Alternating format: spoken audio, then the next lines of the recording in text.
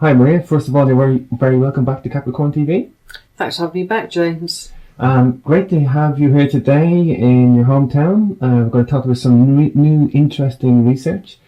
Before we do, Maria, I don't want to get complacent with returning guests. Tell us a little bit about you, Maria, who you are, the author, the researcher, and build a little picture for the audience. Yeah, sure. Basically, I'm a second-generation dowser. My late father was considered to be one of the UK's top dowsers, and I kind of inherited his skills in a way. So I look at ancient sites through dowsing and through earth energies and ley lines, and I also look at ancient sites through research like archaeological reports to find out a kind of 360-degree understanding of ancient sites. So I combined the sensitivity of my right brain, if you will, to the logical written reports. And from all of that, I tried to compile the history of places like Stonehenge and Avebury.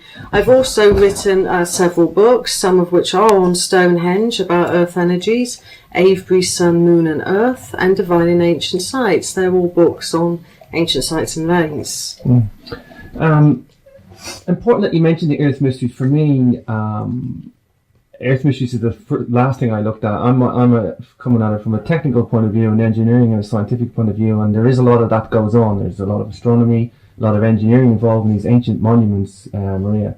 But the Earth Mysteries is the core component that ties this all together. Tell me a little bit what you've discovered or what you've seen or what you intuitively know, or build a picture of what you've discovered from your research on the Earth Mysteries aspect. I'll build a picture. Yes, there's been some fascinating finds regarding Earth Mysteries. For one, if we look at the where of an ancient site, like, why put Stonehenge where it is on the slope? Why put Avebury in a valley instead of, as a flagship on top of the nearby hill called Wading Hill? That's down to a lot of earth energy activity within the ground. Now, what we've discovered is if you put a megalith onto that type of earth energy, whether it's an earth current, underground water, a ley, the megalith will start to transmit the energy. So it's almost like it's absorbing the earth energy and then transmitting it across the land in an aerial form of energy, which is electromagnetic in nature. So it's like a linear beam that it targets across the land. That sounds quite fanciful and it sounds quite fantastic. But with the help of Rodney Hale and David Webb, we've got the frequency, we've discovered exactly where on the megalith it's transmitting. So it's been provable, basically.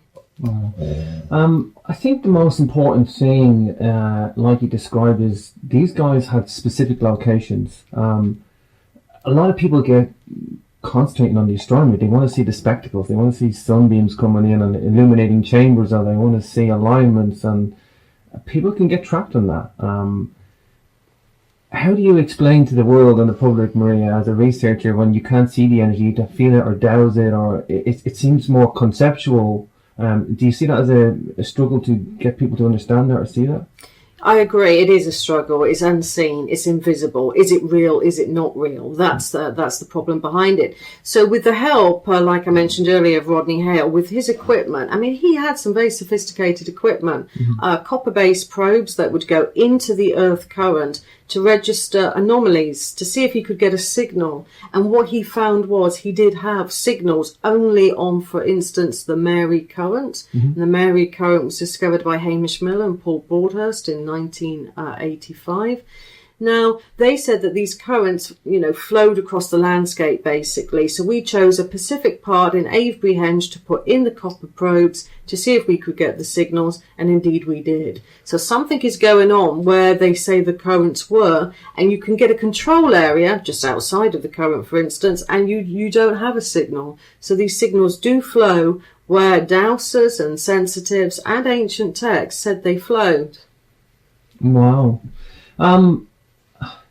Let's build a little picture for the landscape. It's okay for me to come to Avebury and Stonehenge and drive the terrain, but there are people out there that don't understand the full landscape.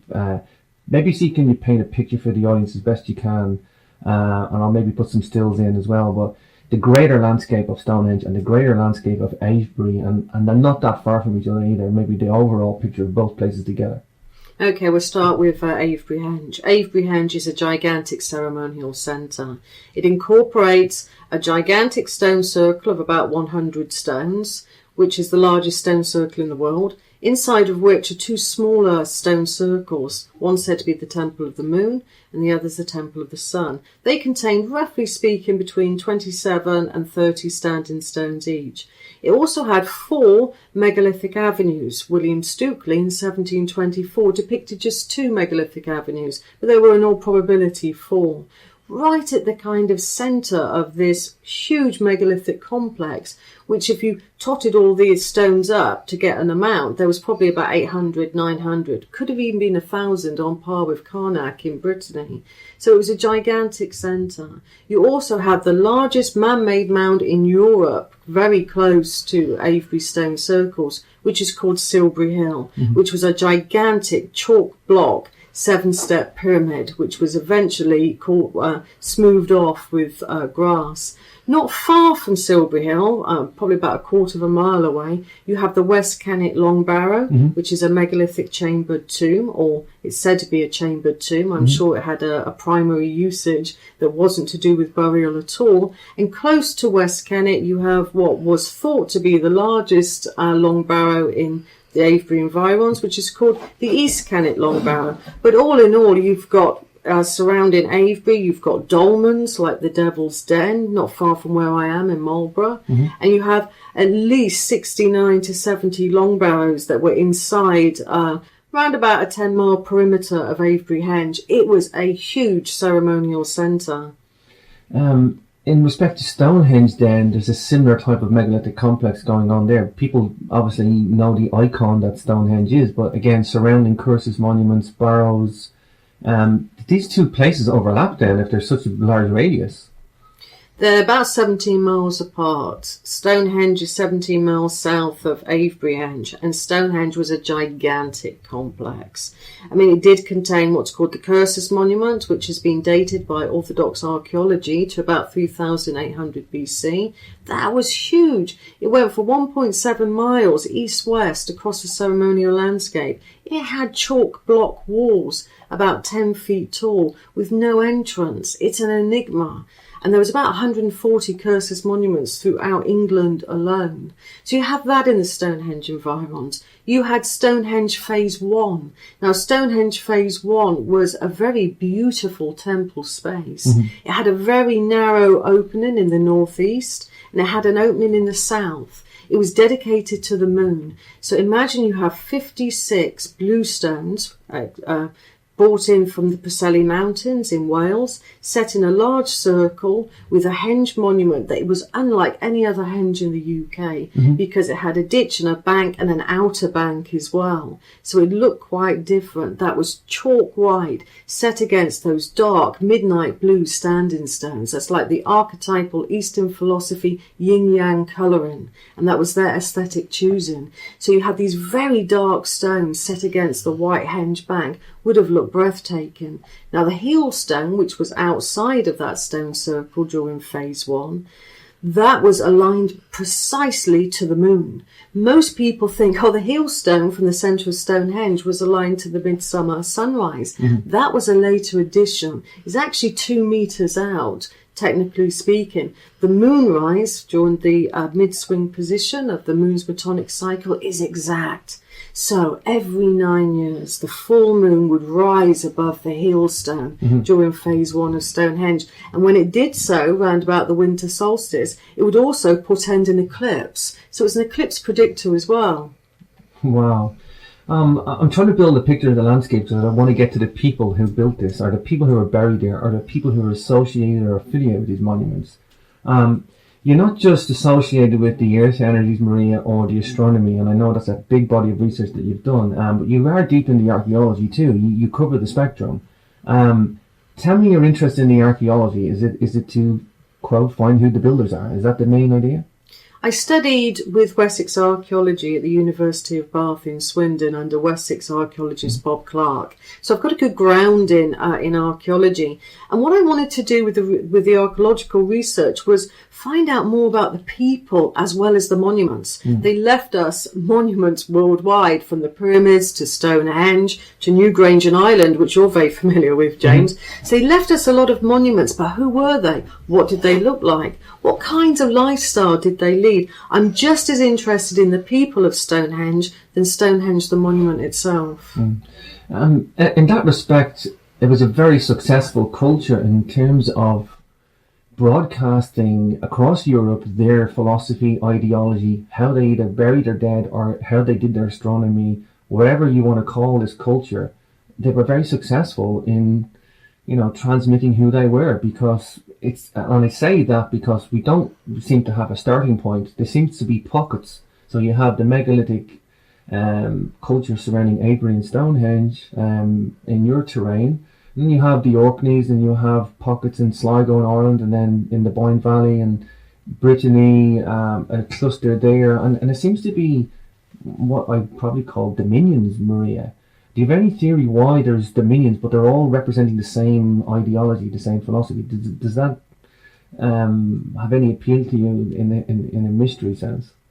Well, it is a mystery in itself. It is an unsolved mystery. Why were these people doing very similar things in these different pockets? Did those different pockets represent a different type of energy that they were producing in terms of free energy? Does it imply a different kind of cultural base that was a global ruling elite or a religion? Questions abound.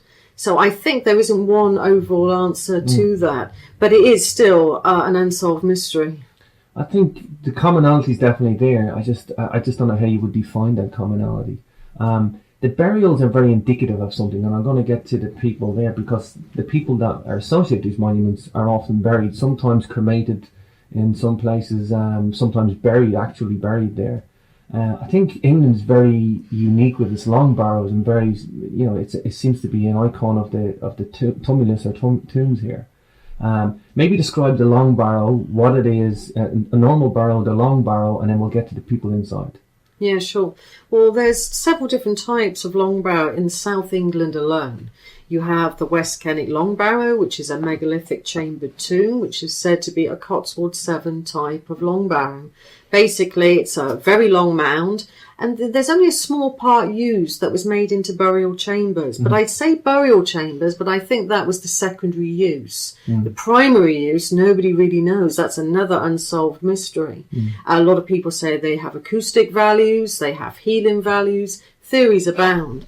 So basically, a Cotswold 7 long barrow is trapezoid in shape, and it contains burial chambers. But not all long barrows look like that. The Stonehenge environs were very distinctive. They did not look like the West Kennet long barrow.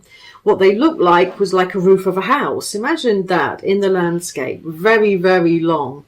They hardly ever had stones in them, although some did. And some had very small chambers, and some had very strange attributes. There's one long barrow not far from Stonehenge that had a chimney feature, for example. It had an air vent in it. So that's very unusual. Another very unusual burial chamber in Stonehenge had a prison, housing a corpse on the inside in this gigantic wooden prison. Another long barrow in the Stonehenge environs had a pyramid type structure within it.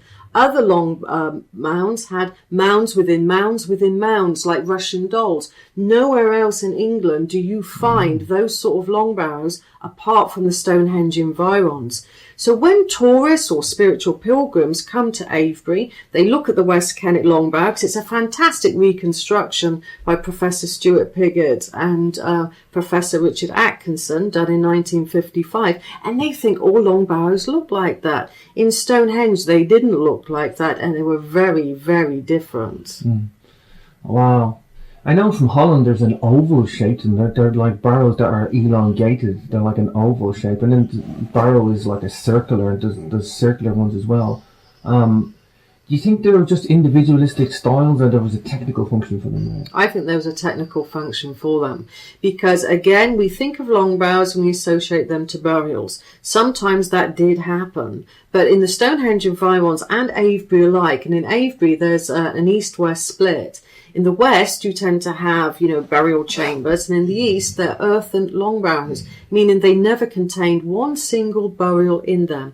And they were built in a kind of, layering system, which is quite famous, of organic and inorganic layering, which a lot of people liken to Wilhelm Reich's, orgon accumulator. So they could be producing free energy, they could be doing something else. So I think they had a function. So again, not all long barrows had burials. There was a massive change in consciousness here in 2500 BC. What happened in this area was, round about that time, they decommissioned the people, that is, they decommissioned every single long barrow, and they decommissioned them by filling them in with bone deposits, the skulls and the long bones, and they put a pile of dirt in them, so they made them jam-packed with the skulls inside. And then in the style of Indiana Jones, they got these massive blocking stones and sealed off those tombs for all time. That was when they ended the long barrow phase. So why did they do that? That's another unsolved mystery. After that, they believe they then started building the stone circles, if we're using the archaeological dating system. But regardless of any date that we put onto that, they decommissioned every single long barrow. Why did the people do that? That's what I'm interested in. Wow, fascinating. I know people refer to Gavrini in Brittany being decommissioned as well. I know from my own experience at Lough Crew in Ireland, there's a slotting stone to block that monument that was decommissioned and sealed off. And we know that now because the roof caved in and you get in through the roof now, as opposed to the door that's permanently still sealed. You can actually witness and see it today. So perhaps that explains the technical function, Maria, that when they were technically out of use, perhaps for astronomy, they had no more use. That's probably why they decommissioned. That's what I mean. I think they had a first phase, which was, for technical reasons or along those type of lines. And when they were decommissioned, just prior to being decommissioned, that's when they put in the burial deposits. So they at first glance, they seem like burial mounds, but that was their secondary and final usage. Because when they dated those bones in this area, they came to the end of the Neolithic period anyway. So to try and date all long barrows on the burial deposits really is a nonsense, because you don't know when those bones went in. Sure, it's guesswork. It's guesswork, exactly. Let's go to the bones. There's the stones and the bones, and it's nice to build that picture for the audience, Maria. If you're going to understand anything about this culture, you're going to have a look at the skeletons, the remains. There is incredible anomalies that I want to talk about. We'll get to the trepanning, I guess, as well. But let's talk about the Neolithic High Queen and from Stonehenge that you have this new discovery with, Maria. Yeah, it's a fascinating new discovery that my research is revealing to you, James, and it's a privilege to do that through you. The Neolithic High Queen of Stonehenge was a very unusual lady. Now, she came from a huge long barrow. This is how she was discovered in about the 1700s. There was this massive long barrow at Stonehenge. It is gigantic. It's 390 feet long. It is huge. Wow. Now, most burial deposits in the long barrows were communal in the Neolithic. So that means you could have at West Kennet, for example, up to 50 individuals in the long mounds. That was common. So when the antiquarians dug into this mound not far from Stonehenge, they expected, because of its colossal size, to be a Neolithic graveyard full of all the people that lived and worked on the plain. But they didn't. They found just one burial, and it shocked the antiquarians because they thought this is so unusual. And then the second shock came. It was a woman, because these were, old school antiquarian gentlemen, and they didn't expect to find a woman. We hardly hear about the women in prehistory in England. Yeah. All we hear about really is Boudica, the Iceni Iron Age queen, famous for, keeping the Romans and battling with the Romans in England. That's the only high-profile woman. So I was amazed when I found this Neolithic High Queen, and she must have been a High Queen or a high-ranking member of society, because she is the only woman in Northwest Europe to have a gigantic mound to herself. That is unprecedented in the ancient landscape. So she must have had some kind of high-profile life. Tell me about the bones and what they indicate, because there's a strange shape to the skull. It looks like she may have been from a different tribe, if you want to call it that. Yes, what was very interesting about her skull shape was it was elongated.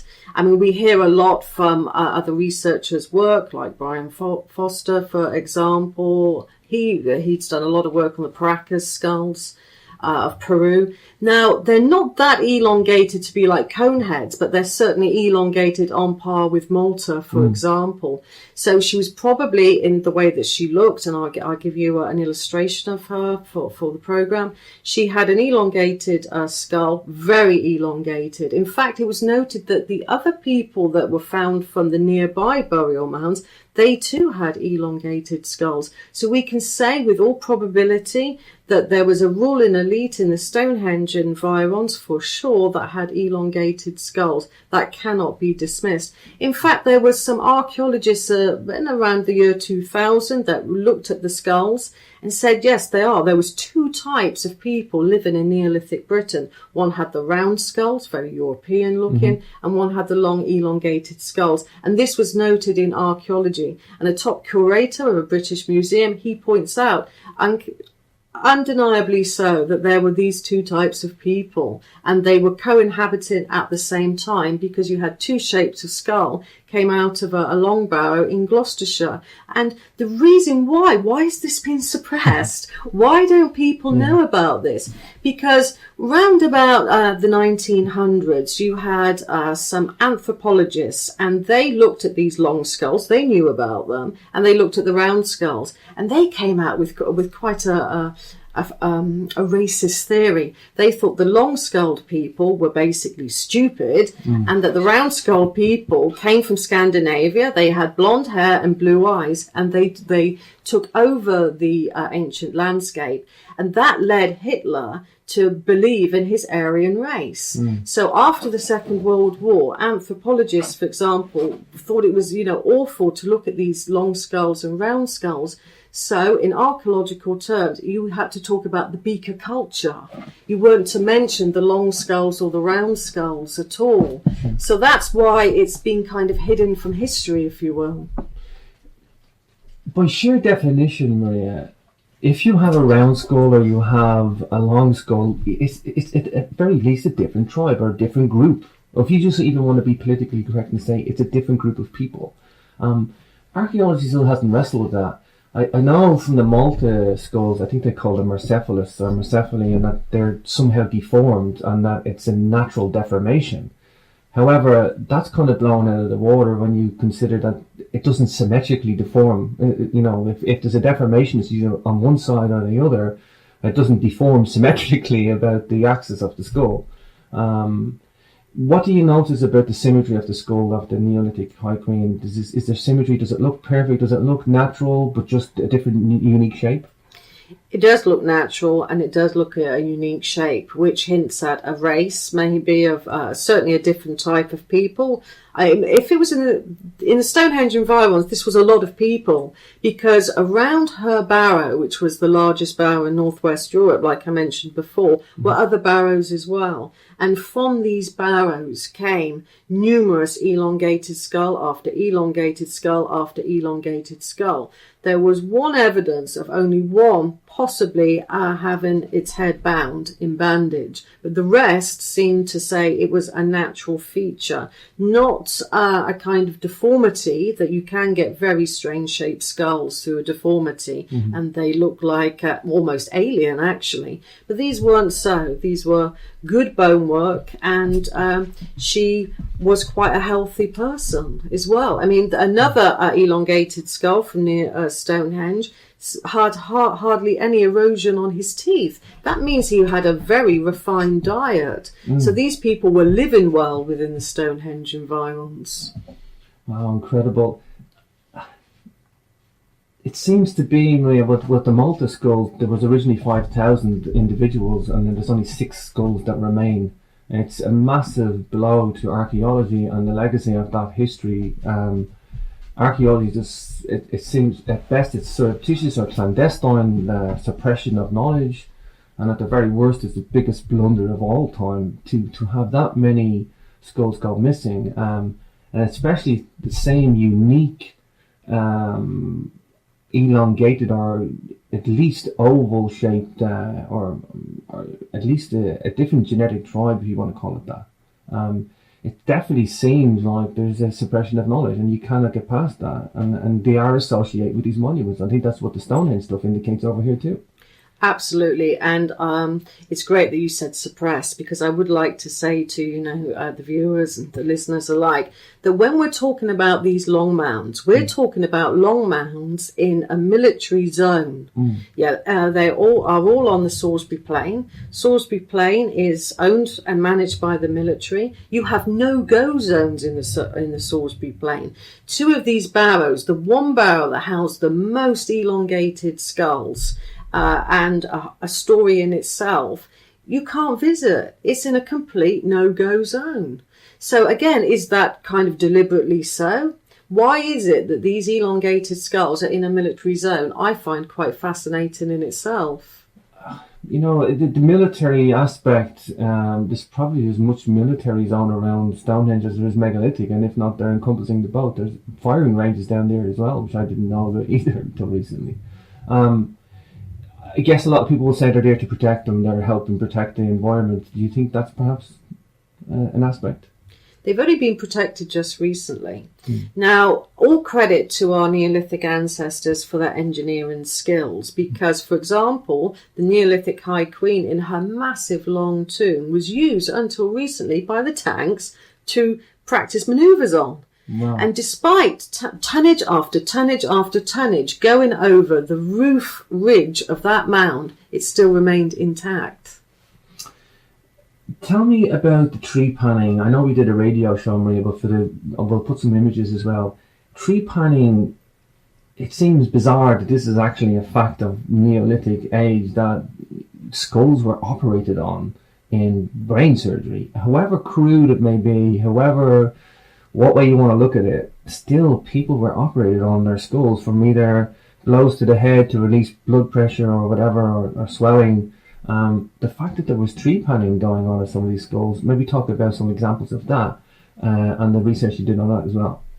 Right, yes, the trepanned skulls in the Stonehenge environs are quite interesting because they've been revalued recently as well by the Devizes Museum, which houses a lot of the finds from Stonehenge, Avebury, and as far away as Uffington Whitehorse landscape. So they were reevaluated, and it was looked at the piece of trepanned skull, which was 32 millimeters across, precisely in a circle as well.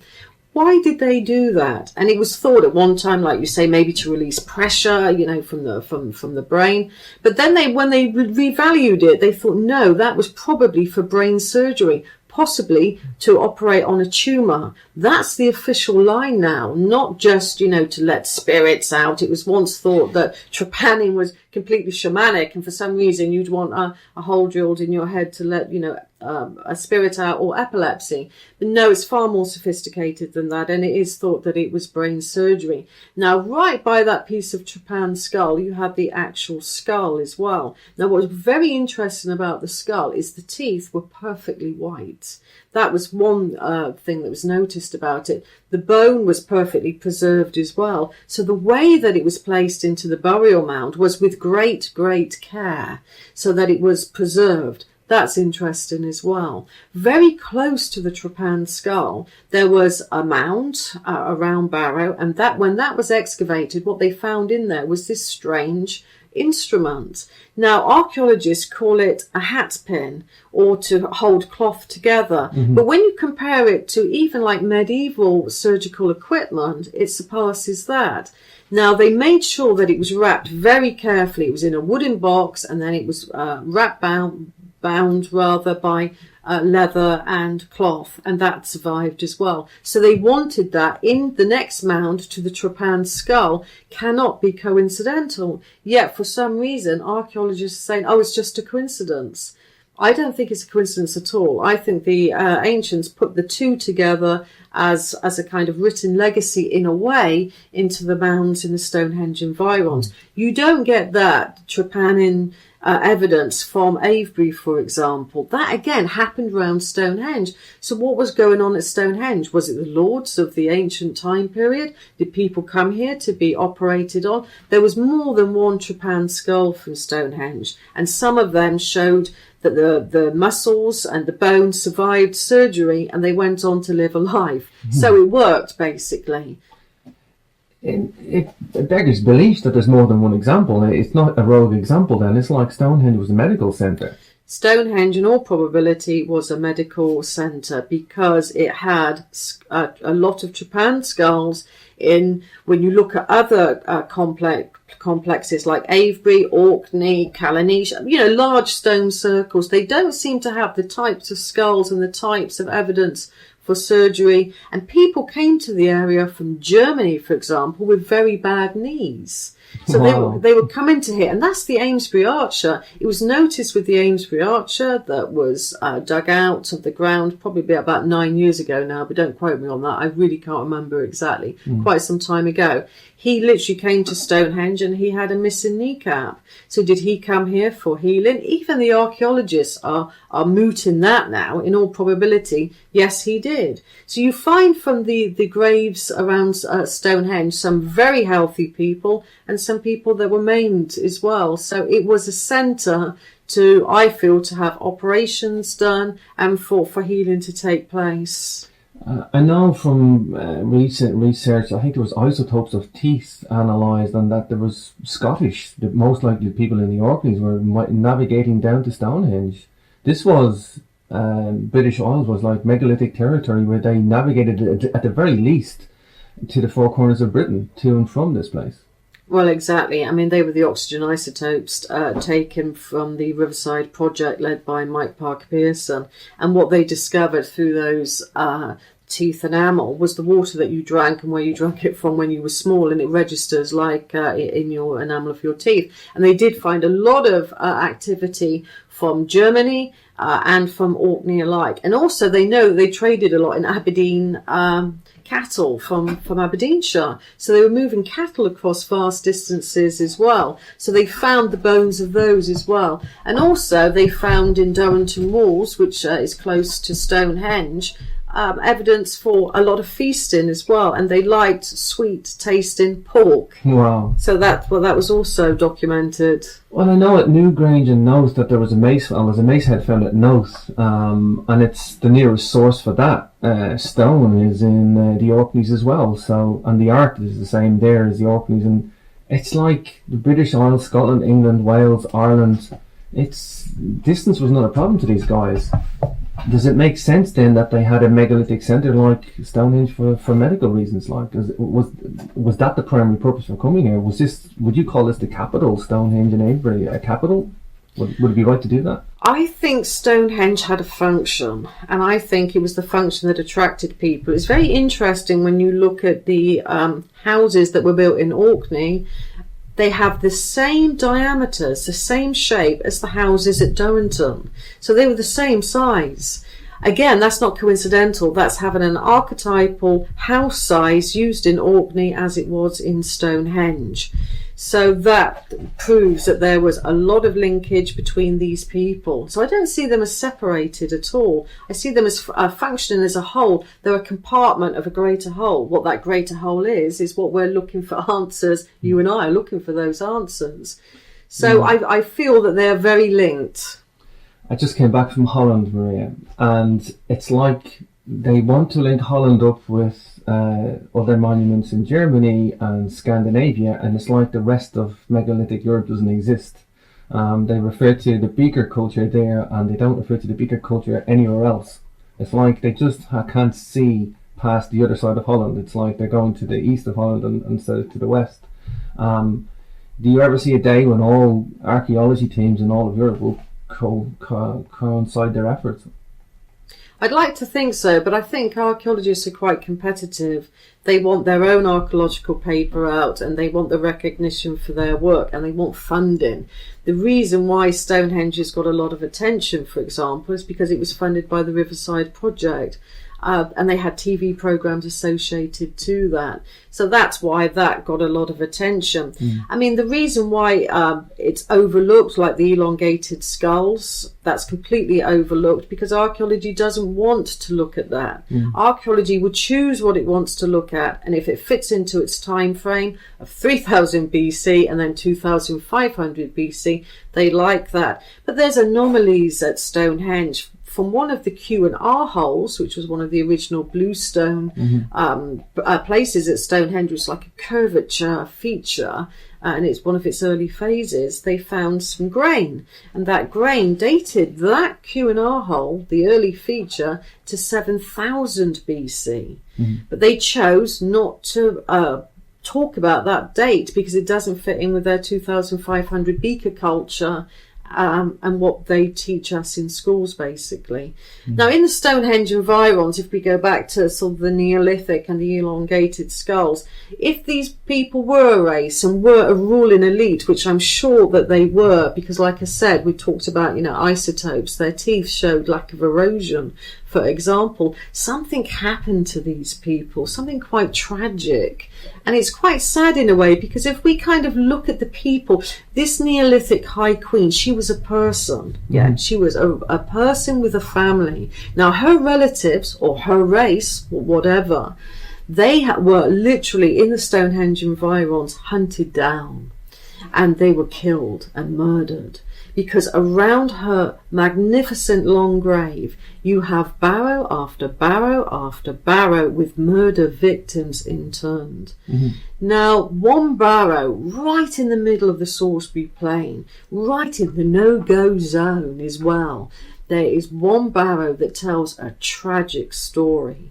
And their story is this, and it's a real hidden history because nobody has ever spoken about this, or written about it. It's literally shelved away.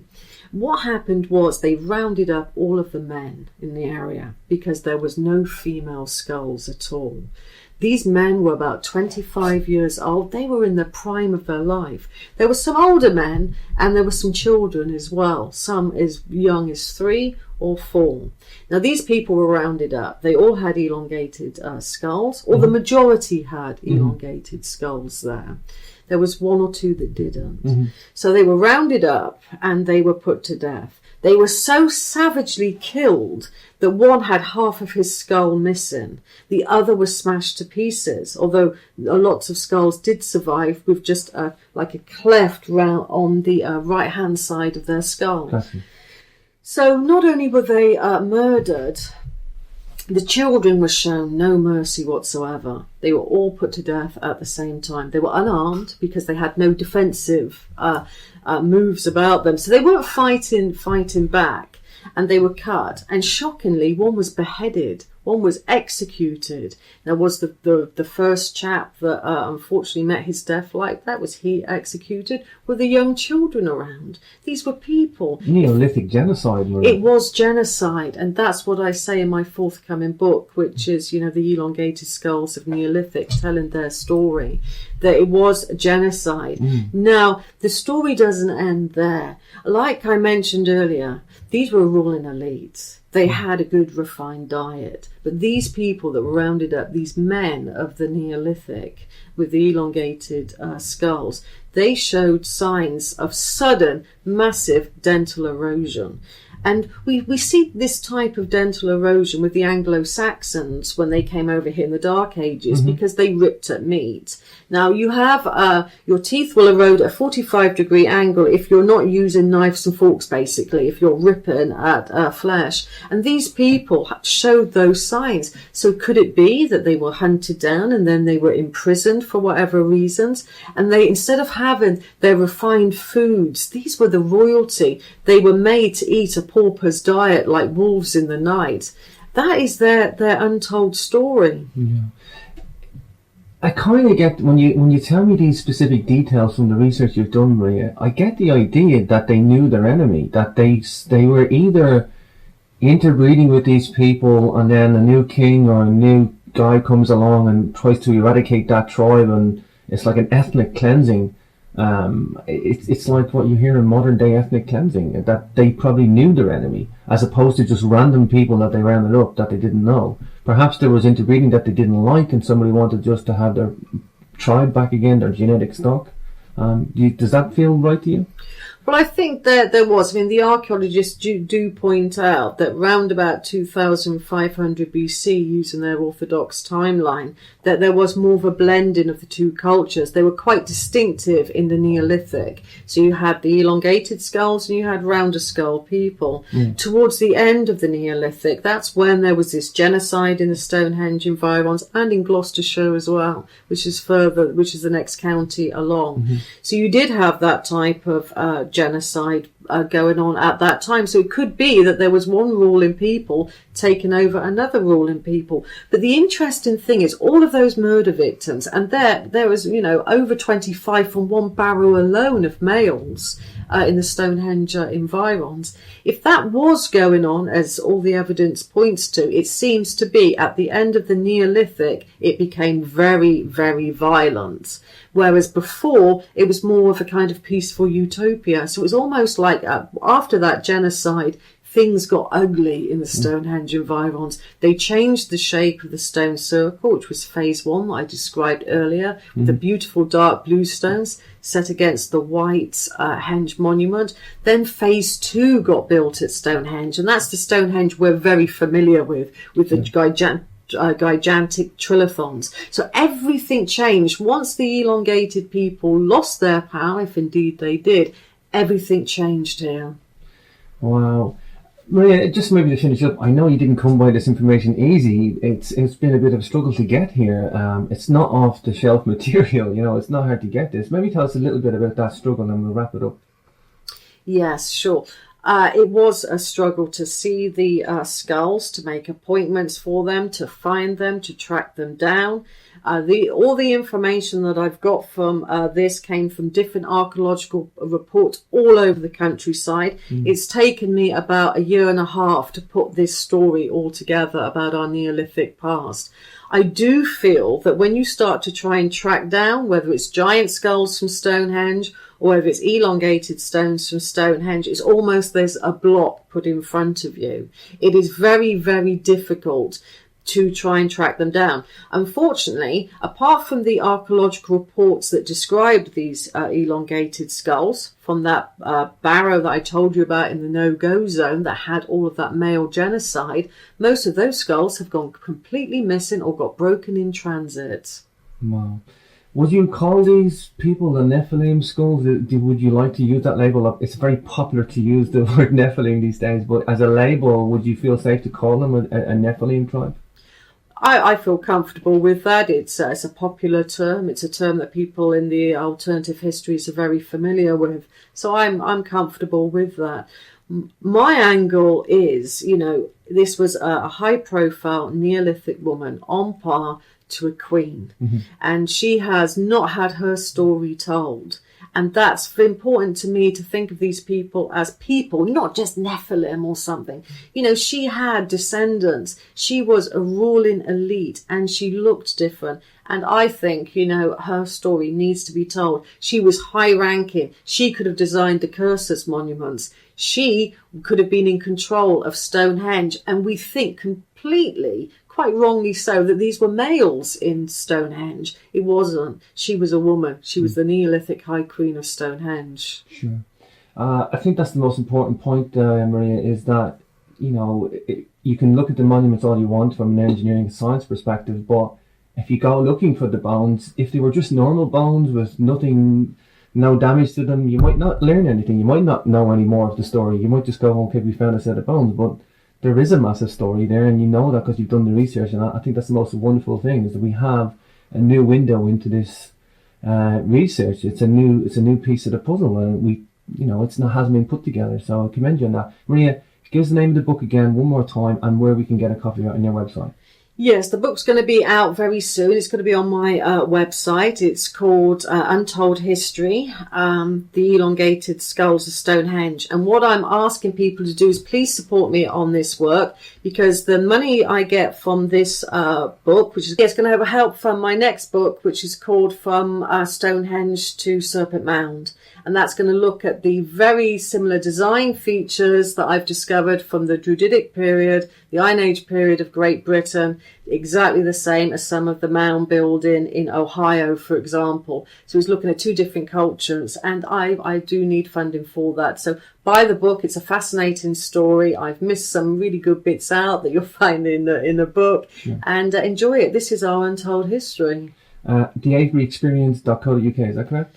That's right. My website is www.theaveburyexperience.co.uk. Maria, I really thank you for your time today, and such exciting evidence as well to talk about. Thanks, James.